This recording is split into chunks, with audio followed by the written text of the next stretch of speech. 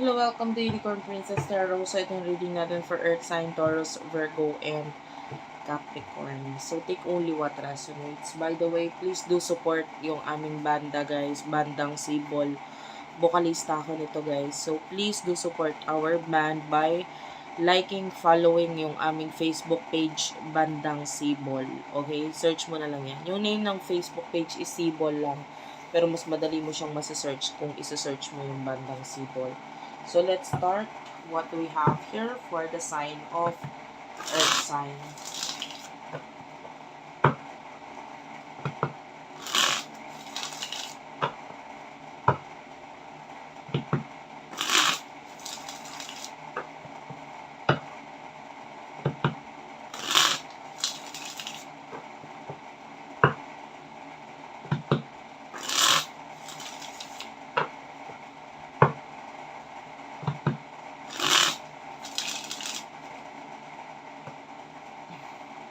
I would like to get this.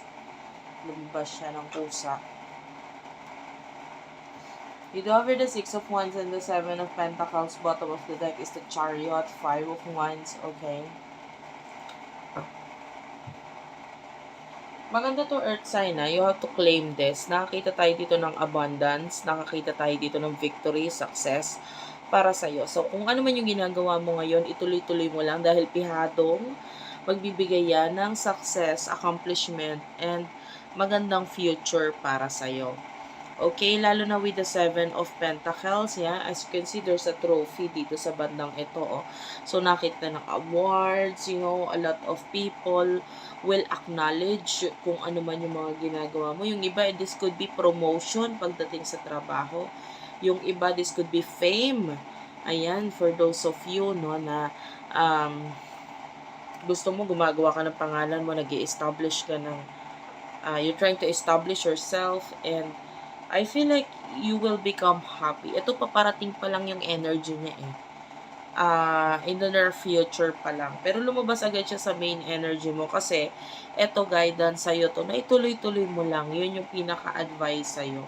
Ayan o, the Chariot, just keep on going. Katulad niyan dito sa picture at the bottom of the deck, yung sa the Chariot, meron tayong sasakyan dito.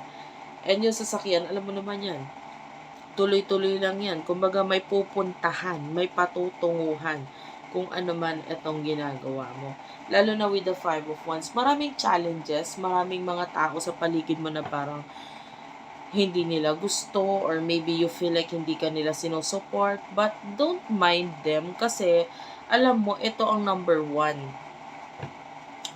Ito ang number one. Usually, na ang magiging supporter at follower mo, no, or ang hahanga sa'yo is not the people na nasa paligid mo, like family, etc., friends. Masakit na katotohanan yan, na ganun talaga. Hindi sila yung unang-unang susuporta sa'yo. No? Sila pa nga yung unang magja-judge. Sila pa nga yung unang makakapagsalita or makakapagsabi ng hindi maganda dyan sa ginagawa mo. No? And, hindi lang ikaw yung ganon. Maraming taong ganon. No?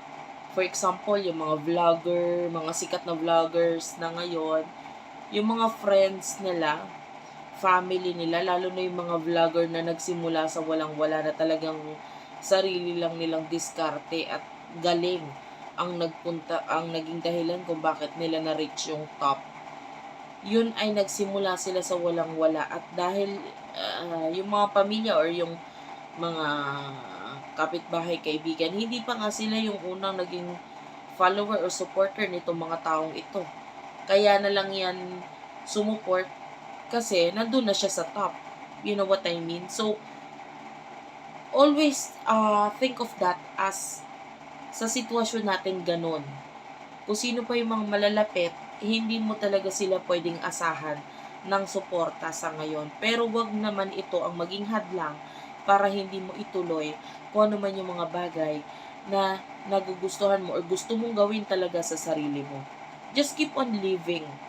No, never mind kung anong sasabihin ng ibang tao sa'yo. As long as you are happy sa ginagawa mo, wala kang inaapakang tao, at ikaw ay nandun sa fina-follow mo lang yung heart mo, etc. Just do it. Okay? This is the sign. Itong message na ito, itong reading na ito, sign ito na ituloy mo lang. Bakit mo i-stop, diba? Okay? Sabihin man nila na wag mong gawin, etc. But, of course, guys, doon tayo sa tama lang, no? Kung ikaw ay pinipigilan dahil mali naman talagang ginagawa mo, magpapigil ka. Pero kung wala namang mali sa ginagawa mo, wala kang inaapakang tao, di ituloy mo lang yan. Okay? As long na hindi ito magbibigay ng kapahamakan sa'yo or kung kanino man. The Eight of Pentacles, the Ten of Swords is here, and the Justice card. I feel like there are people in your life, Eight of Wands. Pwede itong mga taong na umalis or nawala na sa buhay mo. They want another chance. Okay, there's this person in the past. Pwede nagkaroon ng relasyon, friendship, or whatever sa inyong dalawa. But there's something. Hindi siya basta-basta connection. Gusto niya ng another chance, another time with you. No, na pwedeng nag-end yung sa inyo. Pero ngayon nakikita natin na may-miss ka ng tao. Hindi ka lang niya na may message, pero na may-miss ka niya.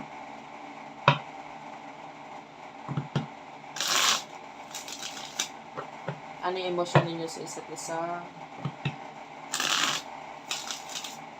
For the sign of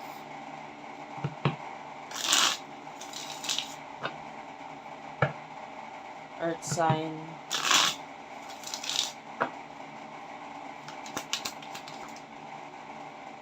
Five of Pentacles. Okay, yung iba, there's problem regarding money, strength card. Pero, lakas ng loob mo, no? Yung iba, yung iba, may mga problem sa pera, pero sige, labas pa rin ang pera, ganito, ganyan. Kasi feeling mo yung ginagawa mo, gusto mo, masaya ka, and then yung iba sa inyo, magdadala naman ng finances sa iyo in the future yon. Alam mo, ganun talaga. Sometimes you have to take the risk.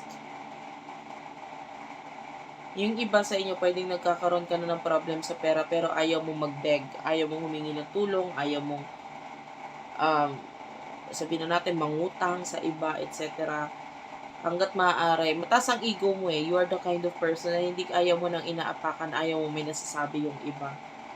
So, nakita ng mga problem sa'yo sa pera, but with the strength card, hindi mo ginagawang hadlang ito para hindi tuloy yung mga bagay na ginagawa mo sa buhay mo ngayon. Kumbaga, tuloy lang, go lang ng go.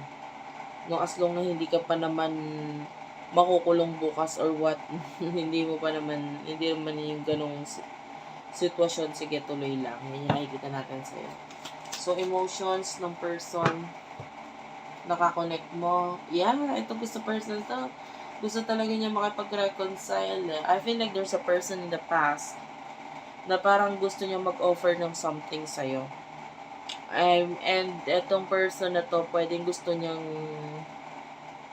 I don't know, may kinalaman sa friends eh. So, pwedeng gusto niya ulit makipagkaibigan sa'yo, or gusto niyang gamitin yung friends ninyong dalawa para mapalapit sa'yo.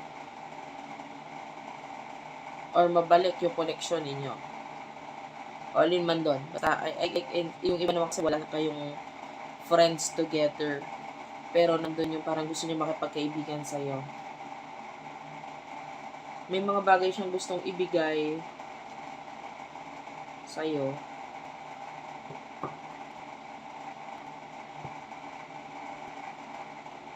Ayun yung nakikita natin sa kanya. I feel like itong person to gusto niya sabihin sa'yo ang totoo. Ano ba totoo? Ano ba totoo? Oh, the King of Cups. This person loves you. Kung gaano ka ka-importante, kahalaga sa kanya, parang gusto niya sabihin sa iyo.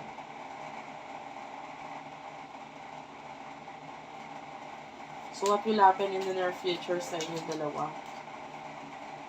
The Lovers is here. The Judgment. Okay. Okay. The Two of Cups. Nakakita tayo ng relationship, partnership, friendship in the near future. Four of Wands. Ito yung person para sa'yo. This is your destiny. Ito yung soulmate mo. Twin flame. But, I don't feel like nandito yung focus mo kasi. Ang focus mo, the Empress, love yourself, ganyan. At saka ito, with the Five of Cups, kung ano man yung mga bagay na nakakapagpalungkot sa'yo. Pero yung mga nakakapagpalungkot sa'yo, wala namang kinalaman sa kanya.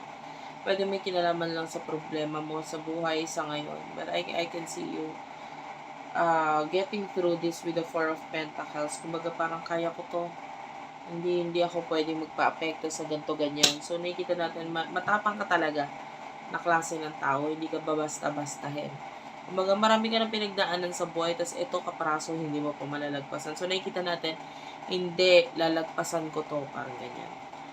And of course, yeah, there's this person with a Judgment energy, nagkakaroon siya ng clarity, nagigising na siya sa katotohanan, and I can feel like a connection, even marriage, no, partnership is promising in the near future sa inyong dalawa. Pero huwag ka mag-expect, kumbaga huwag mo tong hintayin. Tama yung ginagawa mo, mag-focus ka sa mga bagay na magbibigay ng victory sa'yo. Okay, so thank you for watching. I love you all and bye-bye.